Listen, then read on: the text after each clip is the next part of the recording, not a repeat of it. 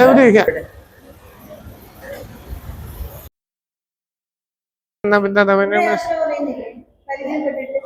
Women's കോളേജിന്റെ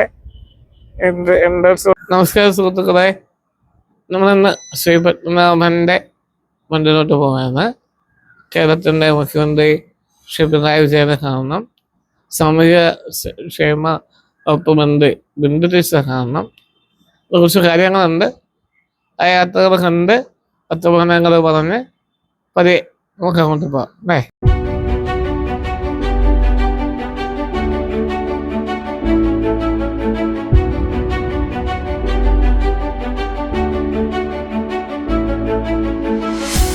നമ്മള് വീട്ടിൽ നിന്നിറങ്ങി പതിയെ പോവാണ്. ഒരു 3 മണിക്കൂറിനടുത്തുണ്ട് യാത്ര. സാധാരണ രീതിയിൽ 2-2.5 മണിക്കൂർ കൊണ്ട് എത്തേണ്ടതാണ്. പക്ഷേ അറിയാമല്ലോ നമ്മുടെ റോഡുകളുടെ ഇപ്പോഴത്തെ അവസ്ഥ. ഇപ്പോൾ പൊതുവേ ഞാൻ MC റോഡ് വഴിയാണ് തിരുവനന്തപുരത്തേക്ക് യാത്ര ചെയ്യുന്നത്. കാരണം NH66 പണി നടക്കുന്നത് കൊണ്ട് ഇതിൽ പോകുന്ന കുറച്ച് ഡിഫിക്കൽട്ടാണ്. പിന്നെ നമ്മളോടൊപ്പം യാത്രയിൽ പകർച്ചേരേണ്ട നിഖിലിനെ കടവൂര് പാലത്തിന് മുമ്പ്, ഇപ്പോൾ നമ്മൾ കാണുന്ന ഈ പാലത്തിന് തൊട്ട് മുമ്പ് നിന്ന് പിക്ക് ചെയ്യേണ്ടത് കൊണ്ടാണ് ഇതുവഴി ഞാൻ ഈ പ്രാവശ്യത്തെ യാത്രയ്ക്ക് തിരഞ്ഞെടുത്തത്, ഈ വഴി പോകാൻ തീരുമാനിച്ചത്. നമ്മളോടൊപ്പം 2 പേര് കൂടി ജോയിൻ ചെയ്യുന്നുണ്ട്. നിങ്ങൾക്കൊക്കെ അറിയാം, സാഗറും ഋഷിയും. അവർ കണ്ണുംതാരത്ത് നിൽക്കുമെന്നാണ് പറയുന്നത്. 1970 അന്നത്തെ ഗതാഗത മന്ത്രിയായ ശ്രീ TK ദിവാകരൻ ഇങ്ങനൊരു റോഡിനെ കുറിച്ച് ചിന്തിക്കുന്നത്. എങ്കിലും 2015 ഈ റോഡ് യാഥാർത്ഥ്യമാകുന്നത്. അന്ന് പ്രധാനമന്ത്രി നരേന്ദ്രമോദിയാണ് കൊല്ലം ബൈപ്പാസ് ഇനോഗ്രേറ്റ് ചെയ്തത്. കൊല്ലം ബൈപ്പാസിൽ ഇപ്പോൾ ഏറ്റവും അധികം തിരക്ക് അനുഭവപ്പെടുന്ന ഒരു ഭാഗമാണിത്. കരിക്കോട് എന്ന് പറയുന്ന ജംഗ്ഷൻ. ഇവിടെ ഒരു സിഗ്നലുണ്ട്, അപ്പുറത്തോട് വണ്ടി ഇങ്ങോട്ട് പോകാനുണ്ട്. കരിക്കോട് കൊല്ലത്തെ ഏറ്റവും പ്രധാനപ്പെട്ട 2 കോളേജുകളുടെ ആസ്ഥാനം, TKM എഞ്ചിനീയറിംഗ് കോളേജിൻ്റെയും TKM ആർട്സ് കോളേജിൻ്റെയും. അപ്പോൾ ഇവിടേക്ക് വരുന്ന കുട്ടികളുടെ ഒരു തിരക്ക് രാവിലെ പൊതുവെ ഉണ്ടാകുന്ന, രാവിലെ വൈകുന്നത്. മാത്രമല്ല അപ്പുറത്തോട്ടും ഇപ്പുറത്തോട്ടും സർവീസ് റോഡുകളോട്ട് കട്ടയും കൂടി ഉള്ളതുകൊണ്ട് ഇടയ്ക്കിടയ്ക്ക് വണ്ടി നിർത്തി കൊടുത്ത് പോകേണ്ടി വരുന്നുണ്ട്.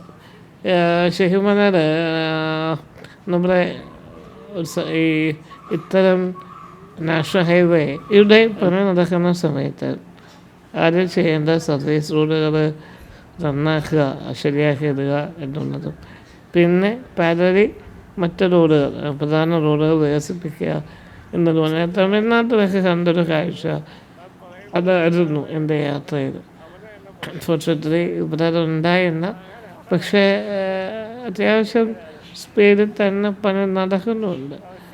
അപ്പം എന്തായാലും ഇനിയിപ്പോൾ ഇത് സഹിച്ച് ക്ഷമിച്ച് നമ്മുടെ സമയം പോയി ഒക്കെ ചെയ്യേണ്ടതാണ്. പോട്ടെ. സർവീസ് റോഡ് എന്താ നമ്മളെ ഡീവിയേറ്റ് ചെയ്ത് വിടുന്ന വഴിയാണെങ്കിലും അത് ഫുള്ള് കുണ്ടും വഴിയാണ്. വലിയ വണ്ടി അല്ലെങ്കിൽ നമ്മുടെ വണ്ടിയൊക്കെ ഇങ്ങനെ ക്ലച്ചൊക്കെ താങ്ങിയാണ് മിക്കത് ഇറക്കുന്നത്. അതിനിടയ്ക്ക് ട്രാഫിക് വരുവാണെങ്കിൽ അത്ര പരിചയമില്ലാത്ത ആൾക്കാർക്ക് വരുന്ന സമയത്ത് വണ്ടി ഓഫായി പോവുകയാണെങ്കിൽ പിന്നെ ഇരട്ടി ട്രാഫിക്.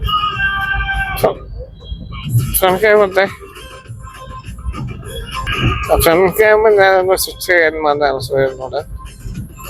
അതായത് നമ്മുടെ ദേശീയപാത വികസനം വളരെ അപരിഷ്കൃതമായിട്ടാണ്, മെച്ചതായിട്ടാണ് എന്നാണ് നികുതിയുടെ ഒരു അഭിപ്രായം.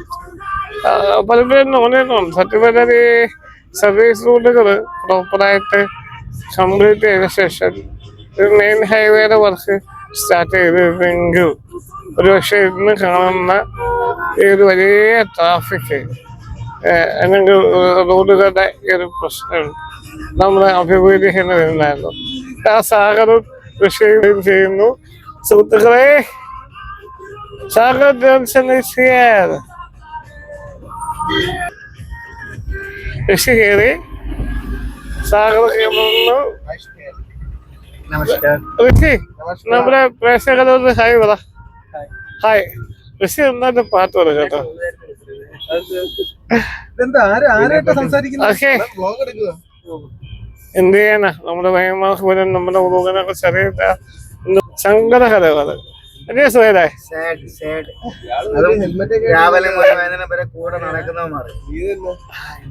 സങ്കടം തന്നെ സുഹൃത്തുക്കളെ, സങ്കടം തന്നെ. ചോറ് കൊടുക്കാൻ കൊള്ളാവോ? ഒന്നുമില്ല.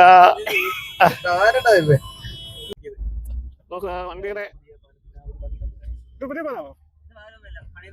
പുതിയ പാല കുറെ പണിയുണ്ട്. നമ്മള് NH ഡൈവേർട്ട് ചെയ്ത് തീരദേശ റോഡ് വഴി പോകാതെ വിചാരിച്ചു. കാരണം മുഖ്യത കുണ്ടും കുഴിയും ഒക്കെയാണ്. NH വർക്ക് കിടക്കുന്നുണ്ട്. അപ്പൊ കുറച്ച് കഥകളൊക്കെ കണ്ട് പോകാൻ ഇതുവരെ അവർ പോയിട്ടില്ല. അതുകൊണ്ട് അതൊന്ന് എക്സ്പീരിയൻസ് ചെയ്യുകയും ചെയ്യാം. പിന്നെ ഒരു സന്തോഷവാർത്തയുണ്ട്. CM-ന്റെ ഓഫീസിൽ നിന്ന് വിളിച്ചിരുന്നു. മുഖ്യമന്ത്രിയുടെ അപ്പോയിൻമെന്റ് ക്യാൻസലായി എന്ന് പറഞ്ഞിട്ട്. അപ്പം നമ്മൾ റവന്യൂ മിനിസ്റ്ററുടെ ഒരു അപ്പോയിൻമെന്റ് എടുക്കാൻ നോക്കുന്നുണ്ട്. മേ ബി അത് മൃതദേഹം. പക്ഷെ സോഷ്യൽ ജസ്റ്റിസ് മിനിസ്റ്ററുടെ സാമൂഹിക ക്ഷേമ വകുപ്പ് മന്ത്രിയുടെ അപ്പോയിൻമെന്റ് എപ്പോഴും കൺഫേം ആണ്. ഞാനൊന്ന് വിളിച്ചിരുന്നു. അവിടെ 3:30 ചെല്ലാനാണ് പറഞ്ഞേക്കുന്നത്. അപ്പൊ എന്തായാലും നമുക്ക് നോക്കാം. നമുക്ക് റവന്യൂ മിനിസ്റ്ററുടെ അപ്പോയിൻമെന്റ് കൺഫേം ആയിട്ടുണ്ട്. ഇന്ന് നേരെ വെളുത്തപ്പോൾ തൊട്ട് വളരെയാണ് വായു വരുന്നത്. എല്ലാം തെറ്റിയാണ് പറയുന്നത്. 11:30 റവന്യൂ മിനിസ്റ്ററുടെ അപ്പോയിൻമെന്റ്. അപ്പൊ അതെന്തായാലും സന്തോഷമായി. അപ്പോൾ മിനിസ്റ്ററെ കാണാം. മുഖ്യമന്ത്രിക്ക് അന്വേഷിച്ച് തന്നെ കാണാൻ പറ്റും എന്നാണ് തോന്നുന്നത്. തീരദേശ റോഡിന്റെ ഭംഗിയുണ്ടോ, കഥകൾ കണ്ട് ഇങ്ങനെ പോകാം. ഈ റോഡ് മാറ്റുവഴിയാക്കാൻ പോവുകയാണ്. പക്ഷെ എപ്പോഴും ഒരുപാട് ചരിത്രസ് ഉണ്ട്. ലെഫ്റ്റ് സൈഡ് നോക്കിയേ, ലെഫ്റ്റ് സൈഡ് നോക്കിയേ, ലെഫ്റ്റ് സൈഡ് കായത്. ശരിക്കും പറഞ്ഞാൽ ഇത്തരം കാഴ്ചകളൊക്കെ ഒരു 10 വർഷത്തോടെ കഴിഞ്ഞാൽ നമുക്ക് കാണാൻ പറ്റുമോ എന്നുള്ളത് സംശയമാണ്. കാരണം അത്രയും നമ്മുടെ പരിസ്ഥിതി നശിച്ചുകൊണ്ടിരിക്കുകയാണ് ഗ്ലോബൽ വാർമിംഗ് മൂലം. നോക്കാം എന്തായാലും. അത്രയും നാള് നമുക്ക് ഇതൊക്കെ ആസ്വദിച്ച് സൗന്ദര്യം തുടർന്ന് പോകാൻ പറ്റും.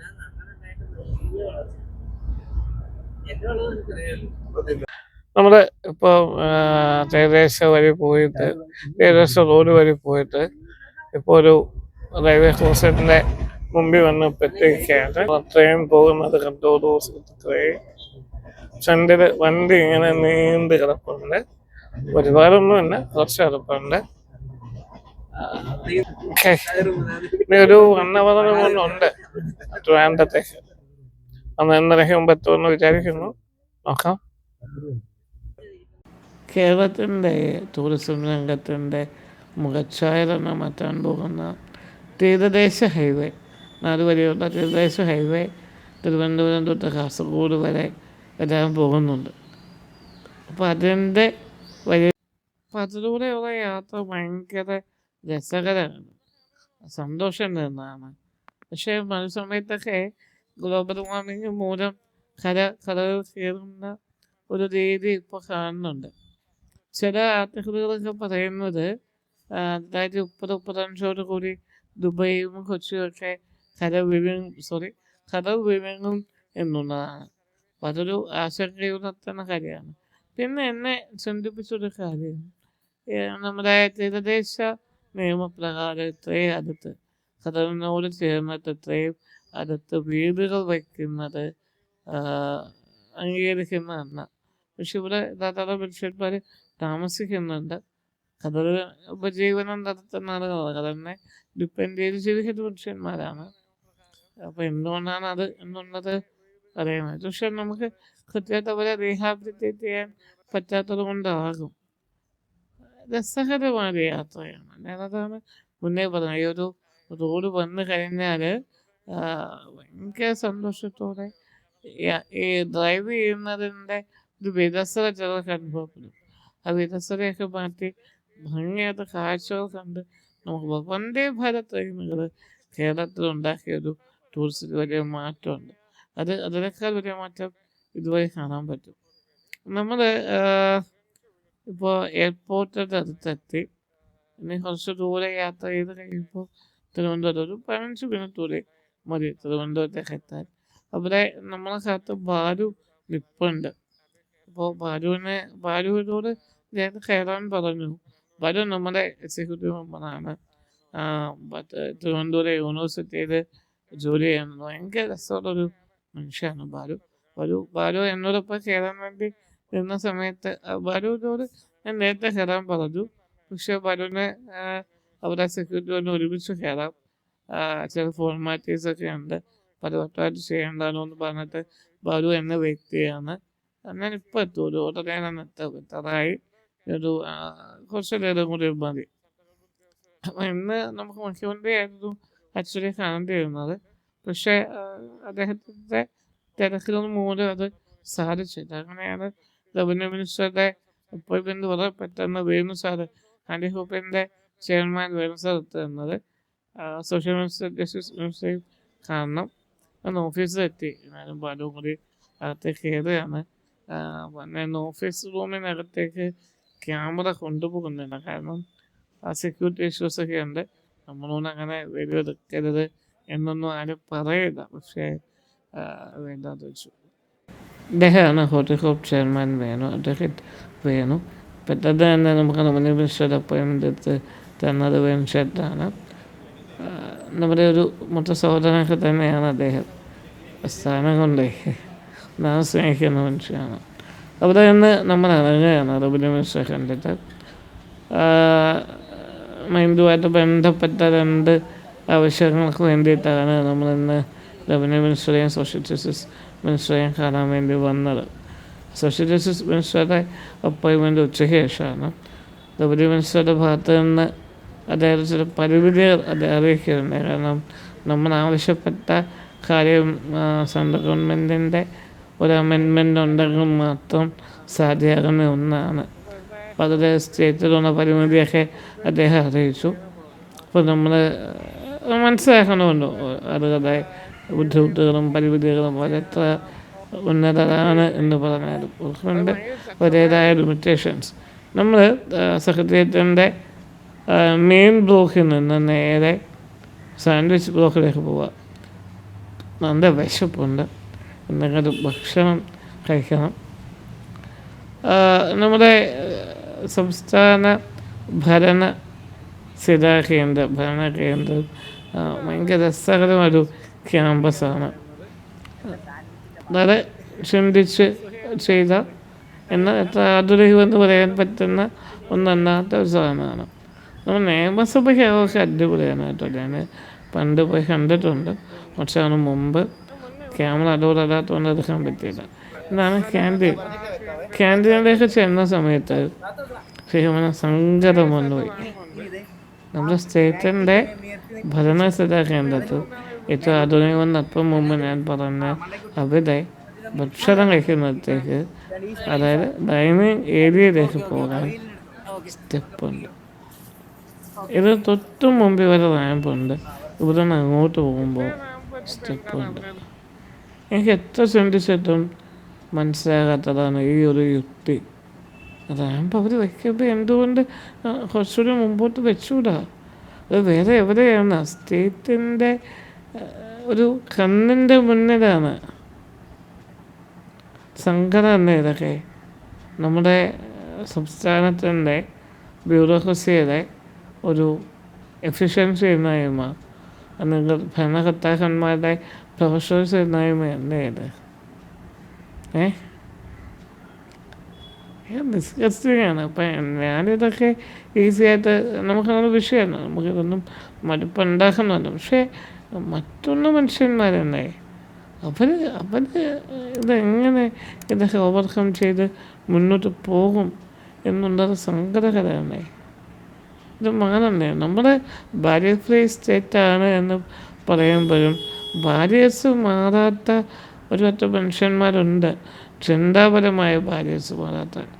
ശരിക്കും ഇതൊക്കെ നമ്മളെ എത്രമാത്രം അഡ്രസ്സ് ചെയ്യുന്നു എന്ന് പറഞ്ഞാലും ഉദ്യോഗസ്ഥ തലത്തിലുള്ള ഒരു ഉത്തരവാദിത്വമില്ലായ്മ, അത് ഉദ്യോഗസ്ഥന്മാരെ നിലനിർത്താൻ കഴിയാതെ പോകുന്ന നമ്മുടെ രാഷ്ട്രീയ നേതാക്കന്മാരുടെ നിസ്സഹായത വളരെ ഭീകരമാണ്, സങ്കടകരമാണ്. കാരണം ഇവർക്കൊരു ആക്ഷൻ എടുത്തു കഴിഞ്ഞാൽ യൂണിയൻകാർ ഇടപെട്ട് അവരെ വീണ്ടും സർവീസ് എടുക്കും. അത് നമുക്ക് നേരിട്ട് ഒരു മന്ത്രിയുടെ ഭാഗത്തു നിന്ന് വന്ന ഒരു മറുപടിയാണ് ഇപ്പോൾ വന്നത്. ശരി, ഇത് മാറിയേ പറ്റൂ.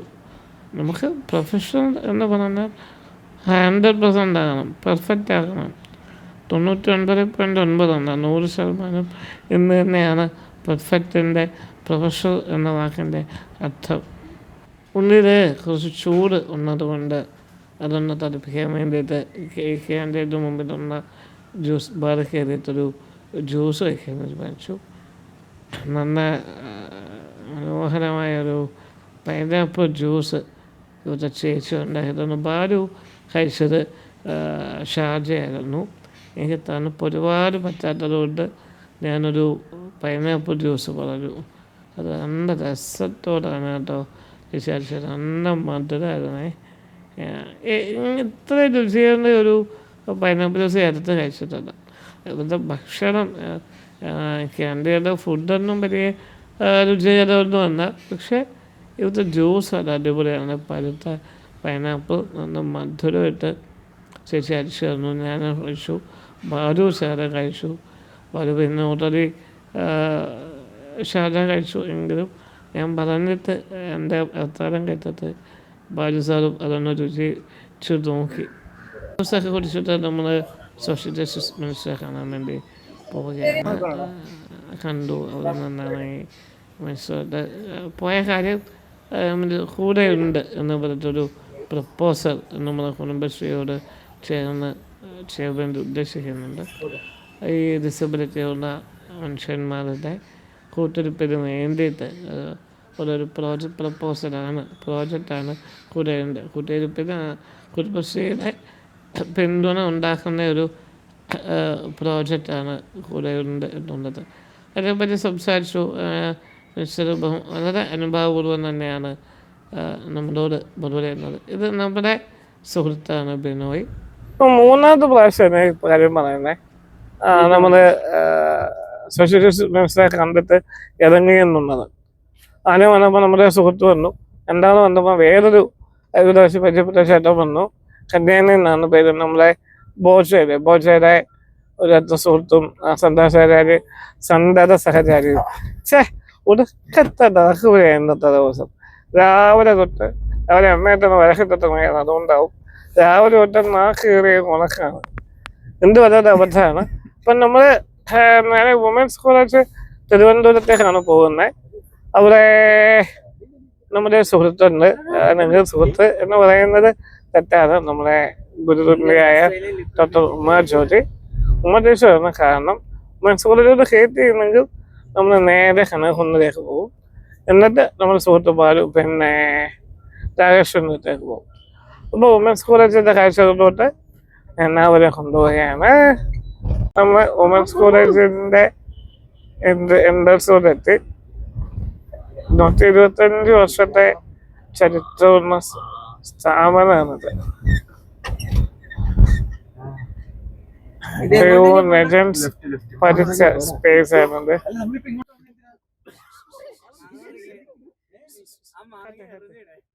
നമ്മുടെ അടിപൊളി ക്യാമ്പസ് ആണ് കേട്ടോ ഇവിടെ.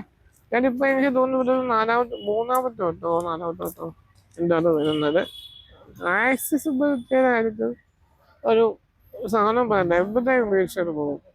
അതൊരു ഭയങ്കര അനുഗ്രഹമാണ്. നമുക്ക് നമ്മുടെ കലാലയങ്ങൾ പൊതുയിടങ്ങൾ വീഴ്ചയിൽ ആക്സസിബിൾ ആവുക എന്ന് പറയാൻ ചെറിയ കാര്യമല്ല.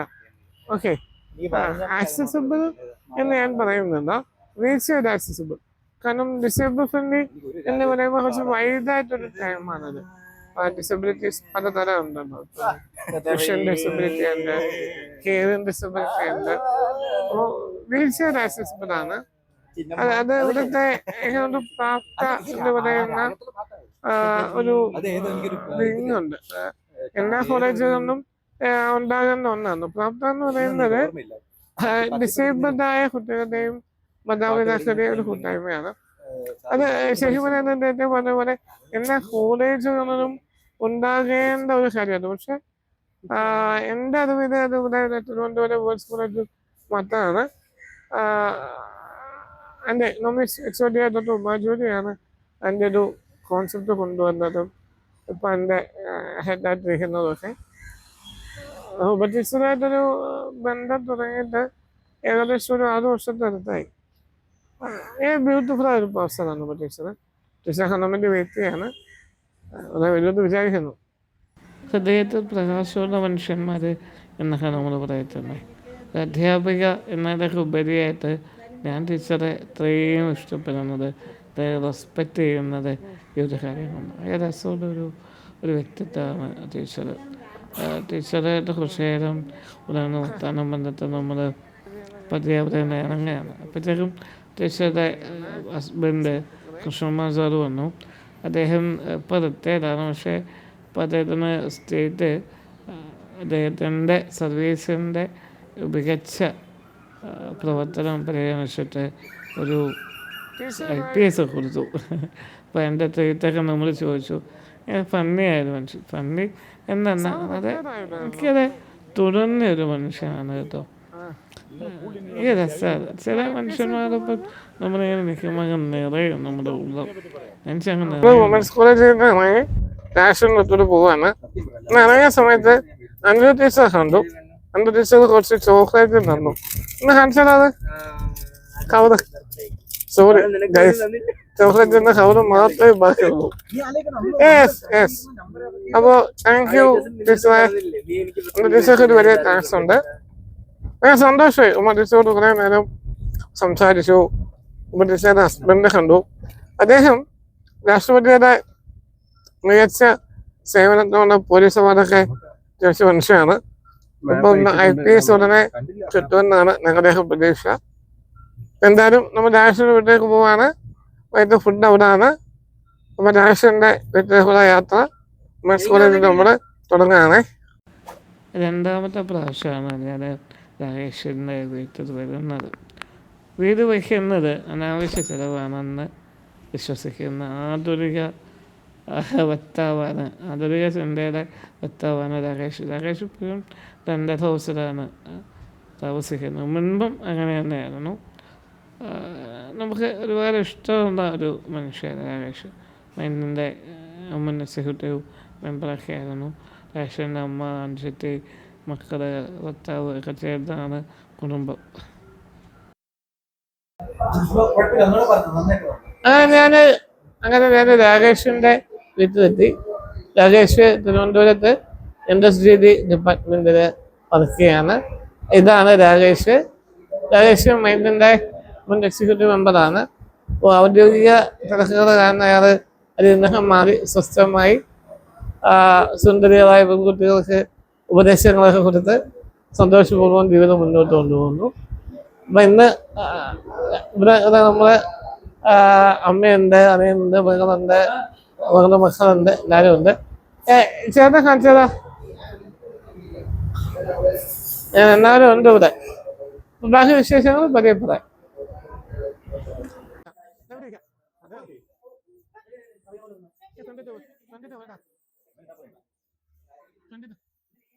സമയം എത്രയായി? നമ്മൾ ഭക്ഷണമൊക്കെ കഴിച്ചു. രാകേഷിൻ്റെ വീട്ടിൽ നിന്ന് ഇറങ്ങാൻ പോവാണ്. അപ്പോൾ നിങ്ങൾക്ക് ഈ വീഡിയോ ഇഷ്ടപ്പെട്ടു കഴിഞ്ഞാൽ ലൈക്ക് ചെയ്യുക, കമൻറ്റ് ചെയ്യുക, സബ്സ്ക്രൈബ് ചെയ്യുക, ഷെയർ ചെയ്യുക.